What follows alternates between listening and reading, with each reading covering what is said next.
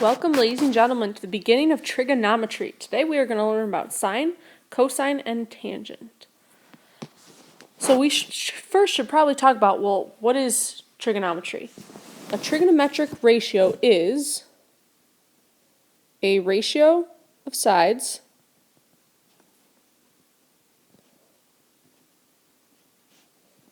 in a right triangle.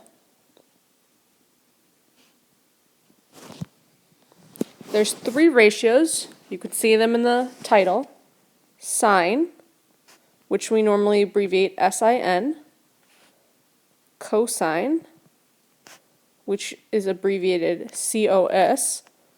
And then tangent, which is abbreviated TAN. So, the acronym to remember these is Sohcahtoa. So sine is the so part here. Sine, O stands for opposite, and H stands for hypotenuse. So in our triangle, the side opposite of C is AB, and then the hypotenuse is AC because it's across from the right angle. Normally we would have numbers there, but right now we're just using sides. Cosine is the ca part, so C stands for cosine, A stands for adjacent, and then H again stands for hypotenuse. The adjacent side is the side touching the angle, but it's not the hypotenuse. So in this case, AC is touching angle C, but that's the hypotenuse. Therefore, the adjacent side is BC. And then we already said the hypotenuse is AC. And last one is tangent. Tangent goes with the toa part. T stands for tangent. O stands for opposite. And A stands for adjacent. Again, the side that is opposite of C is AB. The side that is adjacent to angle C is BC. So again, normally you're going to have numbers for these ratios, like 1/2, 3/4. But right now we're just using sides. So let's look at example 2. It says, find the ratios listed below. I'm going to do angles K, or angle K. I'm going to do the three ratios, and you're going to do angle J. So starting with K, sine, that's right up here. The acronym is Sohcahtoa. So sine is opposite over hypotenuse. That's what the so is. The opposite side is 32. The hypotenuse is 40. So my ratio is 32/40, but I have to simplify that. Both are divisible by 8. So this becomes 4/5. Cosine goes with the ca. That's adjacent over hypotenuse. Adjacent side is the side next to the K. That's not the hypotenuse. So in this case, it's right here, it's 24. And then the hypotenuse is 40. Same hypotenuse from above. Again, both are divisible by 8, so this becomes 3/5. Last one is tangent. Tangent goes with the toa part. That's opposite over adjacent. Opposite side is still 32. The adjacent side is still 24. Both are divisible by 8. So this becomes 4/3.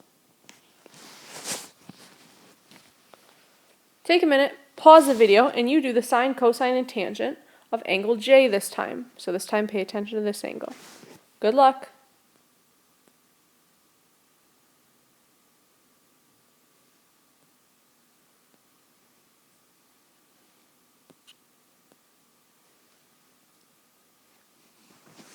Okay, let's see how we did. Sine of J should have been opposite over hypotenuse, which is 24/40, which simplifies to 3/5.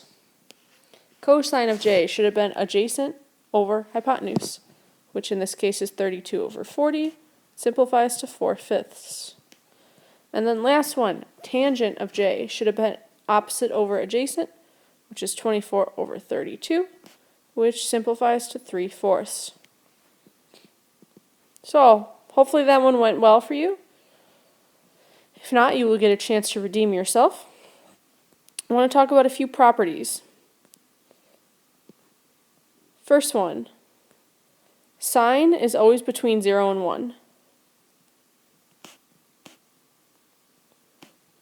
So it's always going to be a decimal between 0 and 1, or a fraction. Cosine is also always between 0 and 1. And this should be true if we look up above. 4/5, 3/5, 3/5, 4/5, all between 0 and 1. Tangent is the only outsider. Tangent is greater than 1. That's all we can say. Tangent can be a fraction between 0 and 1, or it can be greater than 1. In one case, we have 4/3. That's bigger than 1. In the other case, 3/4. Greater than 0, but less than 1. So this is a way to check your answer. If you get a sine or a cosine ratio that's greater than 1, you did something wrong. Last thing I want to point out to you, which you may or may not have noticed above, is the sine of angle K was the same as the cosine of angle J. They're both 4/5, and then the cosine of K was the same as the sine of J. This is always going to be the case. The sine of one angle is going to be the cosine of the other angle in the same triangle. So the sine of K is the same as the cosine of the other angle J, and vice versa. The cosine of K is the same as the sine of J in the same triangle, the other angle. And then the tangents are reciprocals. So 4/3, the reciprocal, will give us 3/4. Again, this is a way to check your answer.